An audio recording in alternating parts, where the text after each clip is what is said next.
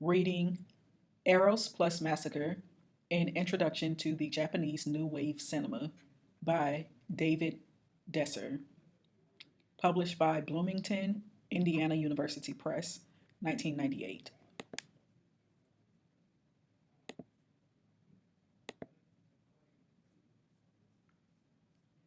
Introduction. In 1959, Jean-Luc Godard released About du Souffle, Breathless, a film which inaugurated a quote new wave end quote of filmmaking in France and which also gave cinematic form to a new kind of hero, to a new kind of film hero, alienated, disaffected, violent, a product of the media, especially cinema. This new hero was an accurate harbinger of the youthful rebellions and protests that rocked France and the Western world a little later in the 1960s. In 1959, Oshima Nagisa in 1959, Oshima Nagisa released I to Kibo no Machi, A Town of Love and Hope, the story of a slum youth who commits crimes with the same remorselessness as Godard's protagonist. A new wave of filmmaking struck Japan too, issuing challenges to established social and cinematic practice. The rebelliousness manifest in the West young could be attributed to the natural proclivities of youth, to adolescent high spirits among the quote baby boom end quote generation. In Japan, however, such stirrings were both more shocking and significant. In a society which prizes group identity, stability, respect for elders and their traditions, and a certain reluctance to express one's feelings publicly, the events of the 1960s, presaged by Oshima's film, indicated a potentially radical rethinking of Japanese society. Whereas the French Nouvelle Vague has been somewhat scrupulously examined from a variety of viewpoints, there is yet there as yet has existed no full length treatment in English and precious little in Japanese of the Japanese New Wave of the 1960s. Part of this is due to American insularity as well as our continuing puzzlement about Japan and the Orient. Part of this is also due, undeniably and tragically, to the unavailability of so many of the Japanese New Wave films for non theatrical rental or study. But the main reason, perhaps, that the Japanese New Wave cinema has remained unexamined is that few film specialists seem willing to investigate the full range of the phenomenon. The Japanese New Wave films are not simply political tracks or historical records, nor, on the other hand, are they merely aesthetic texts which intersect with currently fashionable areas of film theory and criticism. Like the French New Wave, the Japanese cinema of the period bears a relationship to its cultural slash political context and to the cinematic past from which it arises and rebels. The most facile analyses of the Japanese New Wave cinema of the 1960s attribute its origins to a reaction against the previous generations of Japanese filmmakers, Oshima Nagise, Shinoda Masahiro, and Imamaru Shohei, probably the best known of the New Wave directors in the US, are thus understood to be rebelling against the styles of Ozu Yasujiro and Mizoguchi Kenji, and the themes of Kurosawa Akira and Kinoshita Kaisuke. This kind of closed dialectic of film history, while it has a modicum of merit, will not suffice to explain the rigorous, insightful, insistent, and often angry challenges the best of the new wave films and filmmakers issued to Japanese society. While few film scholars read the new wave in such overly reductive terms, those who have dealt in passing with the new wave simply acknowledge the sociocultural context and then proceed to examine the films from their more preferred narrow viewpoint. Noel Birch, for instance, in his essay, quote, Nagisa Oshima and Japanese Cinema in the 1960s, end quote, notes the manner in which the new wave tried to radicalize the salient features of the previous generations in terms of both form and content. He then goes on to acknowledge the difficulty a Westerner has in understanding radical Japanese politics for the way in which traditional Japanese values underlie its ideologies. With that caveat in place, Birch feels free to discuss the films, mostly Oshima's, in purely formal terms. Implicit in Birch's statement is the need to understand and come to terms with Japanese politics of the period in order to understand the films produced. Implicit as well is the concomitant need to recognize and come to terms with the scope of Japanese film history and to recognize the links between this film history and its place within Japan's cultural evolution. The ideological purpose of this volume, then, as I have conceived and written it, is to try and bring historical specificity to the Japanese New Wave cinema and to place it within the wider discourses of historical, political, social, and cultural studies. I am by no means claiming that the kind of, quote, historical cultural, end quote, approach utilized here is the best and only way to study the Japanese New Wave movement. Not only would that be wildly pretentious, it would be wrong. Any perspective which sheds genuine light on the movement or its components is a welcome and valuable one. I am not one of those who feels the need to disparage approaches to film that I do not find appealing. I do not need to try and negate the works of others to justify my own. I maintain only that the manner in which I have chosen to examine and explain aspects of the Japanese New Wave cinema fills a certain gap in the critical literature. Many individual critical works have demonstrated, for instance, the importance of individual New Wave directors in terms of the challenge they pose to dominant film theory and practice. Other critics have demonstrated the particular manner in which certain filmic structures have been uniquely handled in particular films. Still, other writings have taken a, quote, psychoanalytical, end quote, approach and demonstrated the significance of certain films for an understanding of how the self is constructed in culture and cinema. This study simply seeks to situate the new wave within a particular historical, political, and cultural context, something that has not yet been attempted.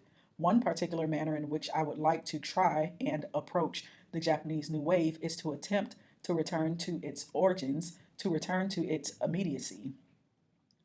Too many approaches to the Japanese cinema in general have tended to dehistoricize it.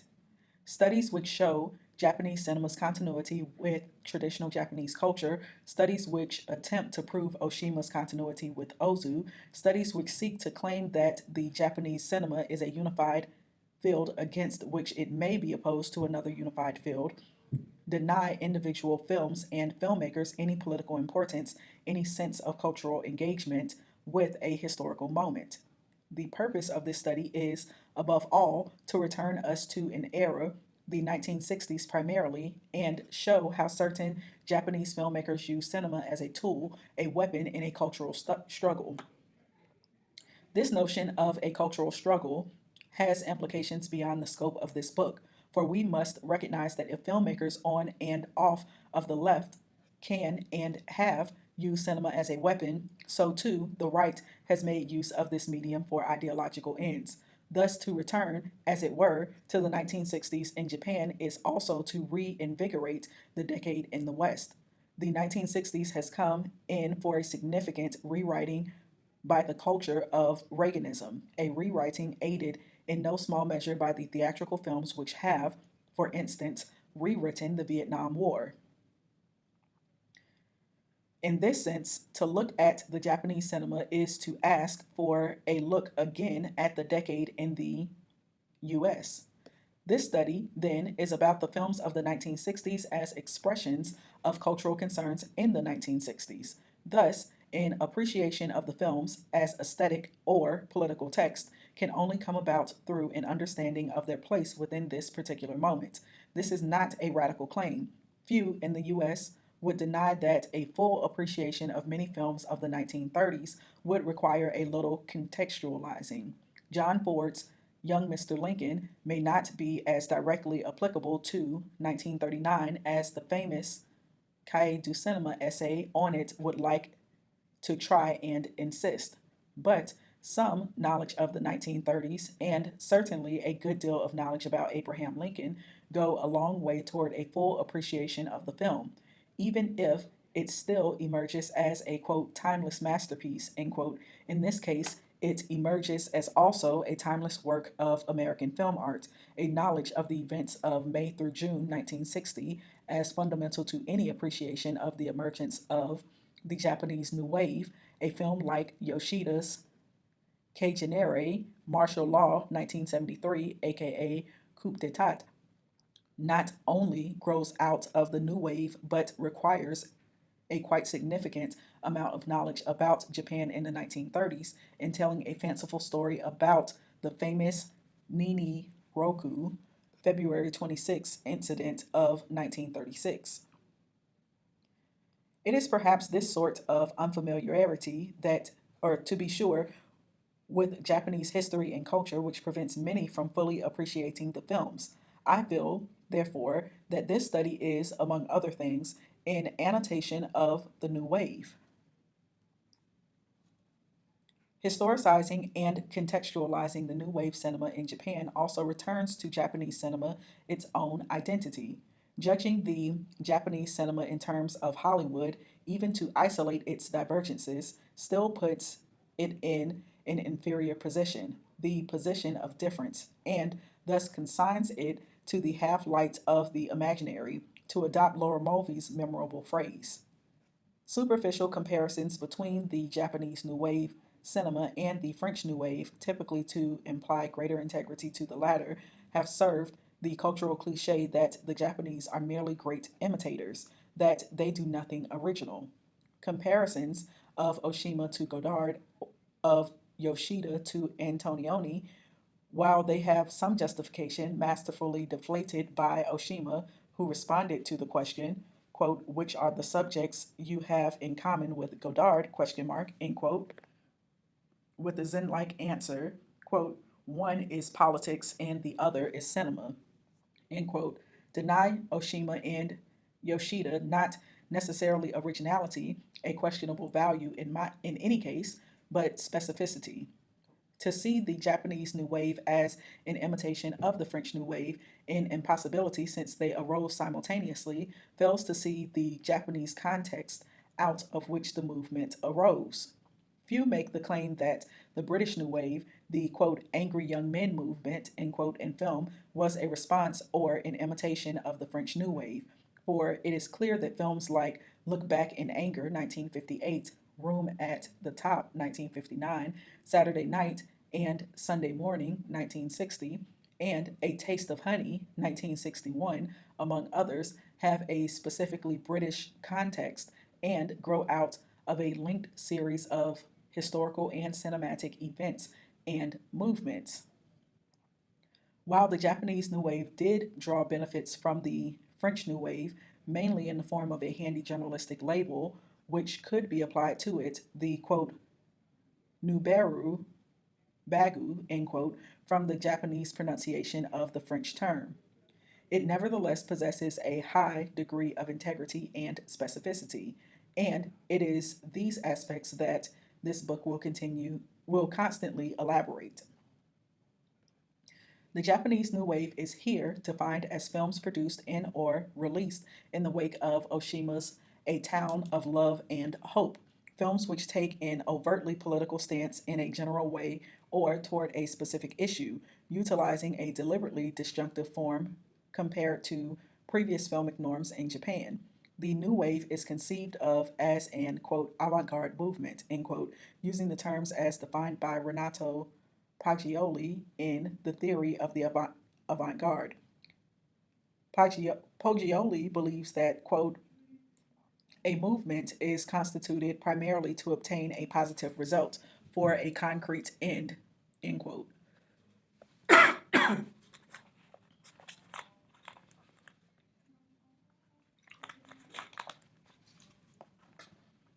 In this respect, the Japanese New Wave movement, while it did not necessarily define its concert or its concrete ends, may be said to have been concerned with creating a film content, and form capable of revealing the contradictions within Japanese society and with isolating the culture's increasingly materialist values and its imperialist alliances. The quote avant garde end quote component is to be taken in two ways: as being in the vanguard of a new social movement and as utilizing artistic strategies of a new and challenging nature.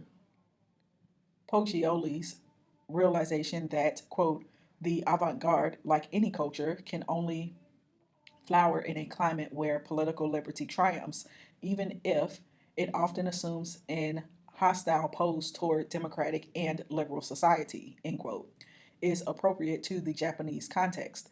The sometimes virulent, satiric, black comic denunciations of aspects of mainstream Japanese culture and ideology, reminiscent of 1960s radicals in the US with their cries of, quote, America, end quote, arose within the context of a relatively liberal, mostly censorship free society.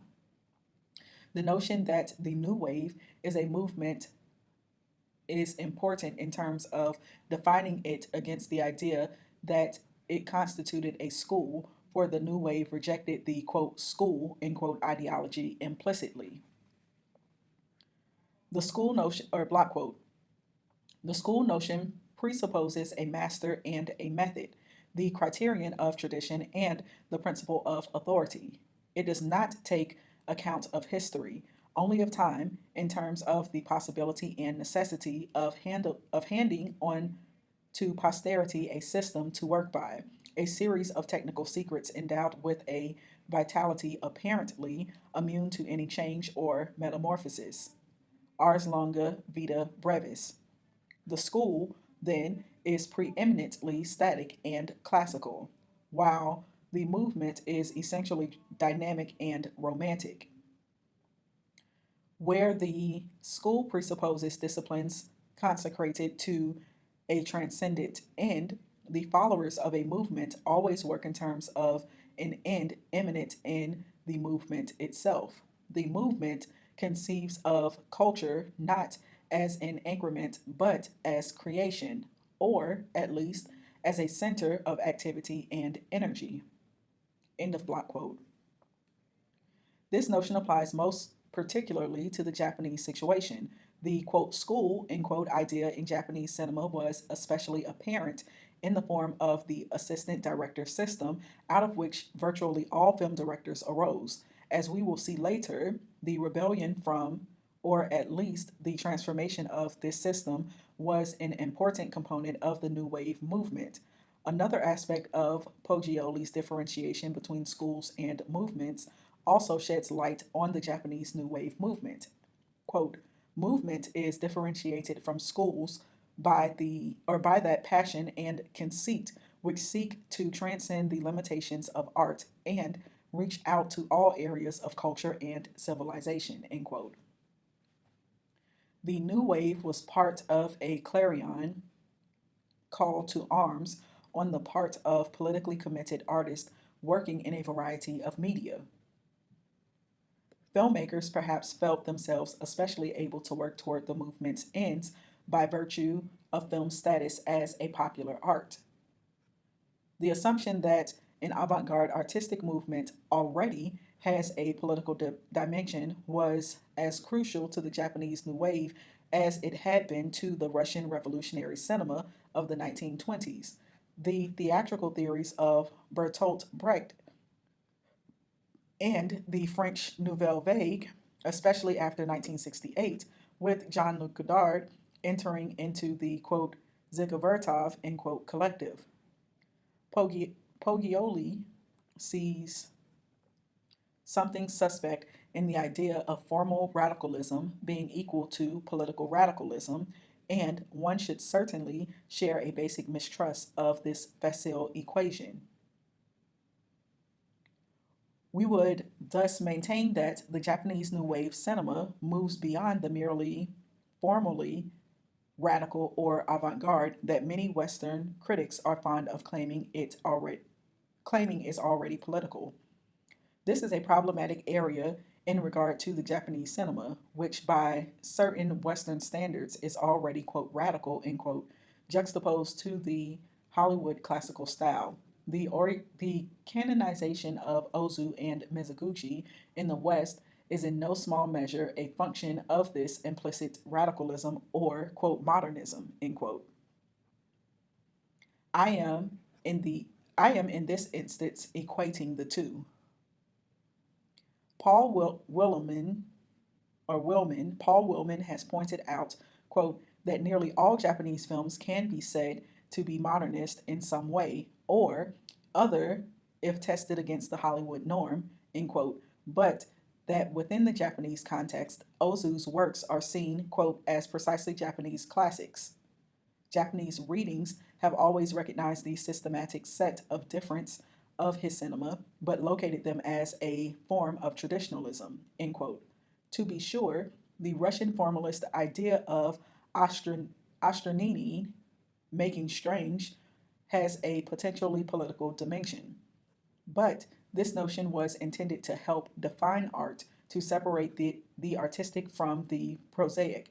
Avant garde art then merely, if you will, quote, makes stranger, end quote. The concept of Ostranini was extended by Brecht into the political realm. Dana Poland has mentioned that, quote, Brecht sees a difference between art and political art. Art, Brecht argues, automatically embodies a distancing, a making strange, but there's nothing yet socially distancing about that. Brecht continually emphasizes the way bourgeois theater has become acceptable to audiences despite its strangeness to them, end quote. Thus, political art must do more than make strange the level of its own signification. It must in some ways address the social signified. It must simply be about something political. It should be stressed that the avant garde slash political cinema that constitutes the Japanese New Wave movement occurred within a mainstream context, with the exception of the early features directed by Hani Susumu. All the major films within the initiating movements of the New Wave were produced at a major commercial film studio, Shochiku Studios in particular.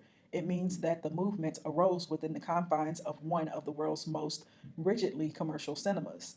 It distinguishes the Japanese New Wave from its radical counterparts in France and England, whose new waves came from the ranks of independent filmmaking or were aided by government subsidies. The origins of the British free cinema and its, quote, angry young men, end quote, cycle are greatly owed to the British Film Institute. Similarly, the Polish radical cinema of the late 1950s, which Japanese film historians and new wave directors themselves have claimed was more immediately influential on the early Japanese new wave than the French Nouvelle Vague, was entirely produced without commercial restraints. In the case of the United States, whose new wave, the, quote, Hollywood Renaissance, end quote, of 1967 through 1972, could be understood as equally commercial as Japan's filmmakers were aided by the increasing need for independent productions and, in any case, were rarely as overtly political and stylistically radical as the Japanese New Wave directors. And while independent production was indeed the mode chosen by almost all the New Wave directors in Japan, it was only after the movement was inaugurated within commercial circumstances. The commercial mainstream origins of the New Wave, by which I basically mean the contract director status of the major filmmakers, has implications for the resultant film practice of the movement. Immediately striking to the viewer is the virtual ubiquity of cinemascope photography. Yoshida Yoshishing explains this reliance on cinemascope quite simply. Quote, Shochiku owned the theaters and spent the money equipping them with cinemascope lenses, making cinemascope films a virtual requirement, end quote. Cinemascope was introduced in Japan, according to J.L. Anderson and Donald Ritchie, in 1953 for the showing of The Robe. By the end of 1955, 500 theaters were equipped with anamorphic lenses, and by the end of 1956, over 1,000 theaters had cinemascope lenses. However, Anderson and Ritchie note that these theaters, quote, showed nothing but foreign films, end quote. The end of 1956 and the beginning of 1957 saw the production of Japanese films in various widescreen formats, the bulk of which required anamorphic lenses. Shintoho and Toei pioneered in-house cinemascope productions, with Toei going all out in the format by equipping its own theaters and aiding its contract theaters in the purchase of lenses. Soon after, Toho and Shochiku adopted the format, with Nakatsu hard on their heels. Anderson and Ritchie report that the studio's impetus behind the wholesale adoption of widescreen, cinemascope, and, in the case of Daiei VistaVision, was, quote, to get the jump on television, end quote. Television was just beginning to make inroads into Japanese homes. The studios tried to use widescreen to prevent a precipitous decline when television increased its presence. Anderson and Ritchie believe, however, that widescreen cinema, quote, was particularly troublesome to Japanese filmmakers because the proportions did not lend themselves well to Japanese sets, end quote. This assertion seems suspect. For Akira, the cinemascope ratio posed no problems. He used the format for the first time in 1958 with Kakushi Toride no San Akunin, The Hidden Fortress, an old-fashioned action picture which reveled in the wide open spaces of the widescreen. Kinoshita Keisuke solved the problem of scope with his first widescreen effort, Narayama Bushiko, The Ballad of Narayama, 1958, by deliberately theatricalizing his sets in kabuki style, which lends itself well to cinemascope photography with its primarily horizontal staging of action, and their contention of the troublesomeness of Japanese interiors for cinemascope is belied by Ichikawa Kan's first widescreen film, Injo Conflagration, 1958, produced at Day in CinemaScope, not VistaVision. By 1960, almost every Japanese film was made in widescreen, typically CinemaScope. While the old master, Ozu, never turned to CinemaScope, that other vulnerable master, Naros Mikio, did. Kurosawa worked exclusively in CinemaScope following The Hidden Fortress until 1970, while Kobayashi Masaki, something of a Kurosawa protege, also mastered the widescreen and devoured the ratio beginning in the late 1950s. It is difficult to say, contrary to Anderson and Ritchie, whether Japanese directors quickly mastered CinemaScope and films like Yojimbo, Seppuku, and In Actor's Revenge, among others, one could name, show this mastery beyond a doubt, or whether mastery was forced upon them by the studio's wholesale adoption of its use. Whatever the case, the new wave directors found themselves working in CinemaScope. Of course, the particular utilization of CinemaScope, handheld long tapes for Oshima, radically decentered compositions for Yoshida, a deceptive classicism for Shindo, a deceptive classicism for Shinoda, demonstrated the deconstructive intentions and the sometimes radical departures the new wave would bring to the Japanese cinema. In fact, as the decade of the 1960s wore on, many directors, Oshima and Shinoda included, abandoned CinemaScope as a way of going against the mainstream. The question of color cinematography seems to have been less determined by the studios across the board, while almost everything at Nakatsu, for instance, was produced in color. Other studios permitted both color and black and white films to flourish. Oshima's early films at Shochiku were all in color. He did not turn primarily to black and white until the late 1960s. Yoshida, on the other hand, preferred black and white during his entire career, at least through 1973. Only 4 of his 16 films of the period through 1963 utilized color photography. All the independently produced films of Henai were black and white, but his choice, perhaps, was a budgetary consideration. Henai's independent status, it should be noted, was rather anomalous. Anomalous. The fact of independent production in the late 1950s, early 1960s was a function of the structure of the Japanese motion picture industry. Unlike their American counterparts following the Second World War, Japanese studios maintained control of the major phases of the industry: production, distribution, and exhibition. The most successful companies of the post war era controlled the largest number of theaters, either through outright ownership or exclusivity contracts. Even into the 1980s, despite the severe decline in the quality of film production, Shochiku, Toho, and Toei retain a very high visibility and status on the strength of their prestigious theaters.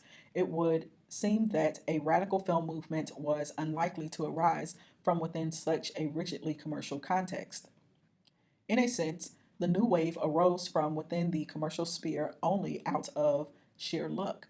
Despite the turn to widescreen productions, the motion picture audience began to drop off in numbers in the late 1950s. The increasing encroachment of television was the major factor in this decline. In 1960, television had begun to make its presence felt in a significant manner. By 1965, it had penetrated approximately 60% of all Japanese homes. By 1970, 95% of all Japanese homes had television. Attendance at movies peaked in 1958 at 1,127 or 1,127,000,000 in 1960.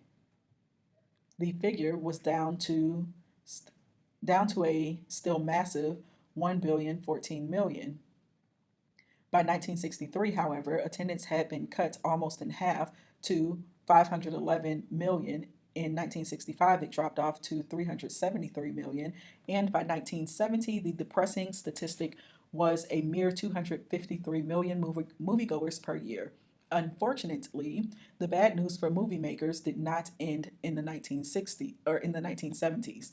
In 1975, attendance stabilized at only 170 million per year. As might be predicted, the number of movie theaters fell right along with attendance, from 7,457 cinemas in 1960 to 3,246 in 1970.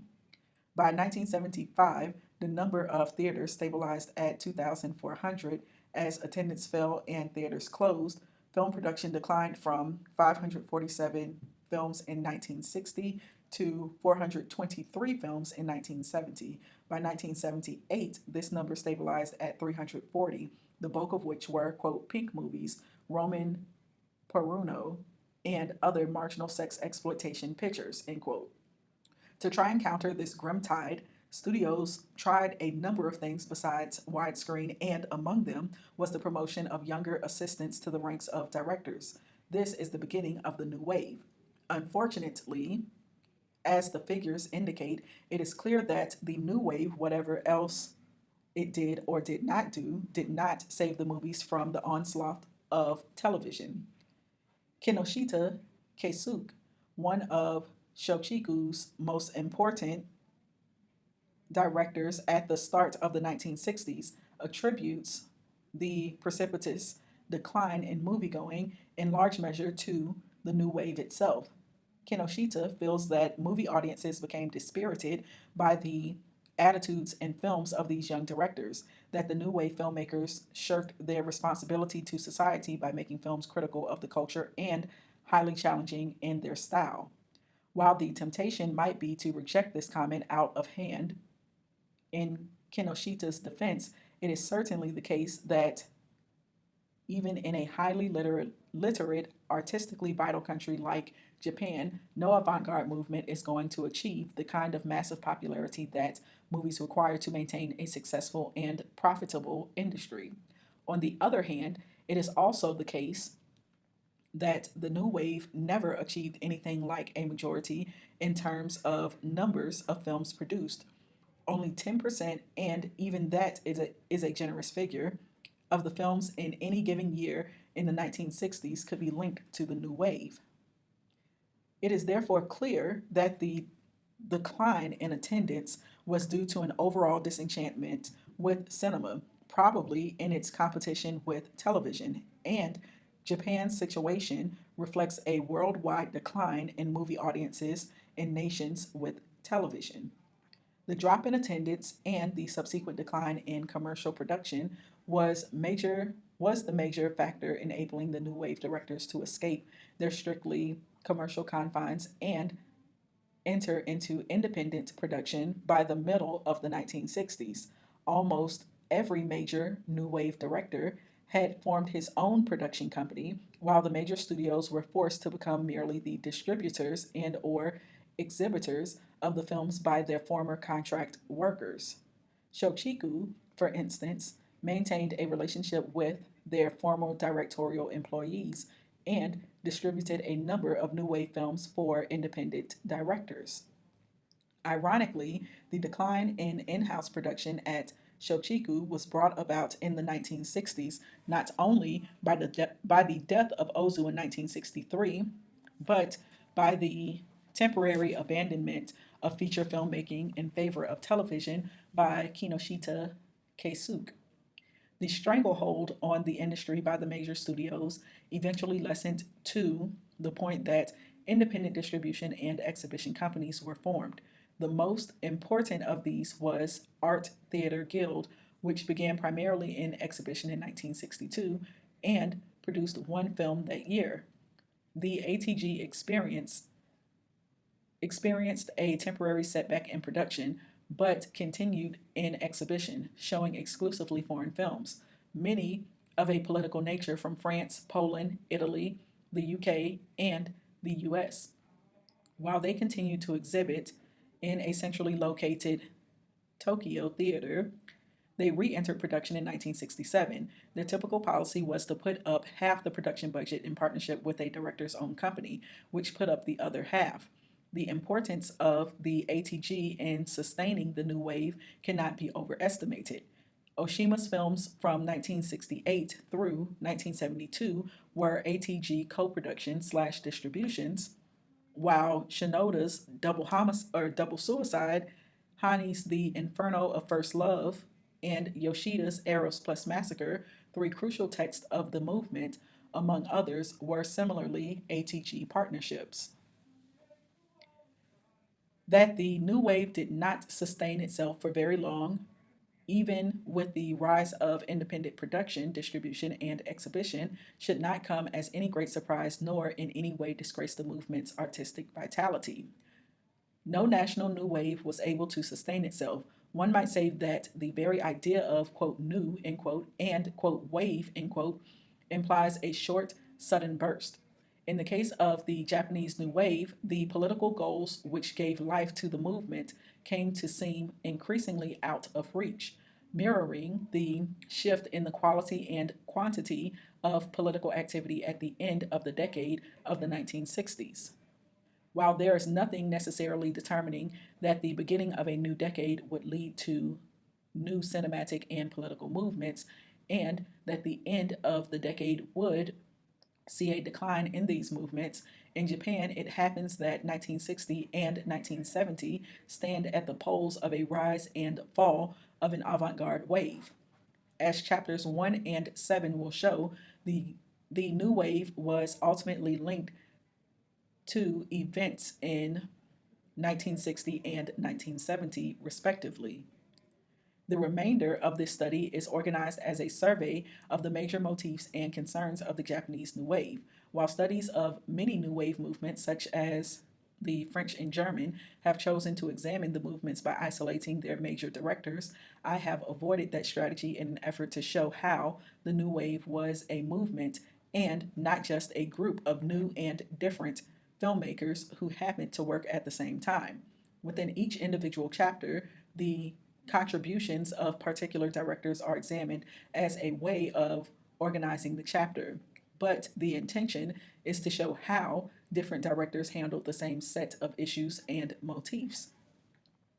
While directorial organization is eschewed, it is important to recognize that individual filmmakers, represented by a number of their most important works, constitute the New Wave movement as it is here conceived and defined. Oshima Nagisa, by any standard, must be acclaimed as the movement's major figure by virtue of the immediate and extraordinary influence he had at its originating moments and the international status he has since achieved. The same may be said, to a lesser extent, of Imamuru Shohei, whose prestige in the early 1960s was significant and whose reputation has since solidified in Japan and the US. That he is less well known than Oshima may be attributed to the relatively recent availability of his films in non theatrical formats. Hani Susumu was of almost equal importance in setting the tone for the new wave in the early 1960s. He was unable to sustain his status into the latter part of the decade, but he remained a central figure of the movement throughout the 1960s. Shinoda Masahiro and Yoshida Yoshishinji, along with Oshima, inaugurated what was then called the New Wave, Nuburu Bagu, when they were all young directors at Shochiku Studios. Their works of the 1960s exemplify what is most politically and formally significant about the movement. Shinoda is fairly well known in the West, mainly by virtue of his films from the middle 1960s and after. Yoshida, sad to say, is virtually unknown in the West. A handful of his films seem to me as good as virtually any of the period. A handful of directors constitute the remaining major figures of the movement, and for the most part, they are unknown to the West. Suzuki Seijun, whose firing from Nakatsu Studios in 1968 became a cause célèbre, is among the most interesting directors of the period. Rarely as deliberately political as his contemporaries in the movement, he was as formally challenging, as disruptive as any of them. Masumuro Masumuro Yasuzo, whose Kochizuke Kisses 1957 was an important precursor to the new wave, might be said to stand alongside of the movement in the 1960s. While his films are often thematically appropriate, their style is formally closer to the works of Kobayashi and Ichikawa than to Oshima or Yoshida. The style and themes of Wakamatsu Koji, the most genuinely controversial figure of the period, link him centrally to the new wave, but the enormity of his output prevents a full appreciation of his place within it. The well known director Teshigahara Hiroshi must be linked to the new wave, but the sparsity of his output and the singular nature of his films makes him a special case. The chapter titles of the remainder of this work, as the title of the work itself, are derived from individual films, which may be said to be paradigmatic of the specific chapter's main theme. Thus, chapter 1, quote, Night and Fog in Japan, end quote, owes its title to Oshima's film, which deals explicitly with the emergent separation of a new generation in Japan from its predecessors. The chapter outlines a series of narrative strategies. The chapter outlines a series of narrative strategies which came to dominate a particular period of Japanese cinematic history and relates these narrative strategies to contemporary modes of literary or theatrical production to show how ideological paradigms are reflected in artistic text. Chapter 2, quote, Cruel Stories of Youth, end quote, again taken from a film by Oshima, outlines a fundamental concern of the new wave, the concern with youth. Chapter 3, quote, Ruined Maps, end quote, derives its title from a novel by Abe Kobu, adapted into film by Abe and Tesh Igahara. The chapter, like the novel and film, is concerned with questions of identity, with what it means to be Japanese. The chapter goes on to show how the question of identity became linked with issues of sexuality and violence and their relationship to politics. Chapter 4, quote, Insect Women, end quote, derives its title from a film by Imamura and deals, as Imamura's film does, with the problem of women and women's problems. Chapter 5 is inspired by a documentary by Agawa Ogawa Shinsuke, quote, Forest of Pressure, end quote. The chapter looks at the issue of discrimination in Japan, prejudice against ethnic Koreans, ETA, the working class, the powerless. Chapter 6, quote, Shinjuku Thieves, end quote, derives its title from Oshima's complex, highly theatricalized film of student radicals in Tokyo's youth center.